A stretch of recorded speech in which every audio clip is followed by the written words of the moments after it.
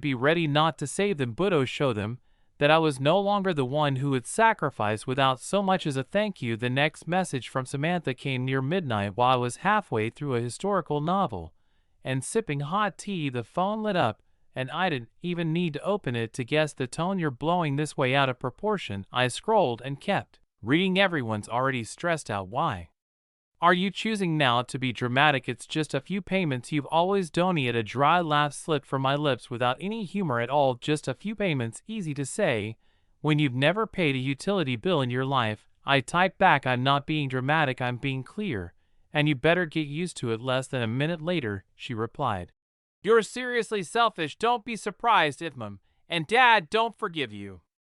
I set the phone down. For the first time in years, I didn't feel guilty. I wasn't haunted by what if they're upset or obsessed with being the good daughter. I had crossed the line between being exploited and standing up for myself. The next day, I called the bank and requested my name be removed from the joint account used for the mortgage. I also contacted the utility companies and canceled all the auto payments I'd been secretly handling for years.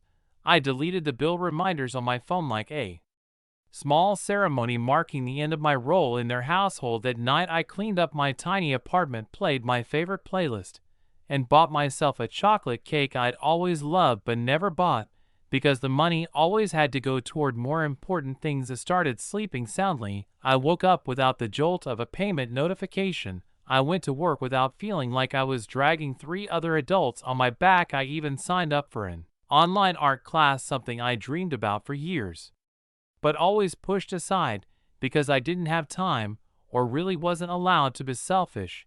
And as my life started to breathe on its own again, the knocks from the past came louder. Early the following week, my mom, Denise, called. I didn't answer. A message came right after. "Hannah, we need to talk. Your sister doesn't know how to pay the internet bill. Can you help?" I didn't respond. 2 days later, another one. "The landline got cut. She says she can't log in." I don't know what to do. I read the message, then opened the bookshelf and pulled out the old notebook where I'd once written down every password, billing schedule, and customer service number. Every time my parents didn't know what to do, they called me. Every time Samantha forgot a payment, I handled it. This time, I closed the notebook and put it back. I wasn't their assistant.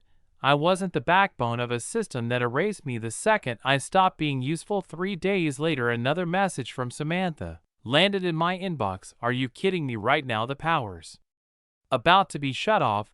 Are you really going to let that happen to our family?" I replied with just one sentence, "No, I'm just letting everyone take responsibility for their own choices." Silence. I didn't hear anything for several more days, until one morning a call came from an unexpected number. "Mrs. Lorraine, the neighbor who'd lived next to my parents for the last 20 years. Your mom asked if I knew anyone selling houses. I think they're not managing well anymore." I thanked her, then hung up. I didn't feel smug. I didn't smile, but I didn't cry either. I just sat by the window watching sunlight spill through the trees out front and realized something. For the first time in my life, I wasn't being crushed by duty or guilt.